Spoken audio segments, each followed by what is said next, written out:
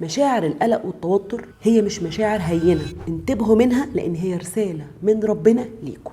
القلق والتوتر من اهم الرسائل اللي بيجي عنها هي فكرة ان النيرفس سيستم اللي موجود في الجسم فيه مشكلة خطيرة. السيستم اللي في جسمنا ده عنده نوعين، نوع اسمه السمبثاوي والتاني اسمه الباراسمبثاوي. واحد فيهم مسؤول عن الهدوء والروقان والسكينة. السيستم التاني اللي هو السمبثاوي ده لما بيكون عالي ده بقى مسؤول عن التوتر والقلق والعصبية. انتوا عارفين ان ده لما بيحصل فيه فرط في النشاط بتاعه بيحصل ايه في الجسم؟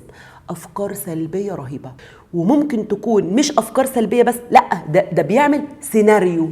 انتوا عارفين البني ادم لو عاش لحظته بيعيش مبسوط وراضي. الذكر الاكثر اغراء هو الذكر اللي دايما مستمتع، اللي رايق، اللي مبسوط، اللي لما يحصل له مصيبه في الشغل يجي بيضحك وفرحان. ليه؟ اصل انا معايا ربنا. اول ما يحصل موقف ولو سلبي صغير اقول ايه؟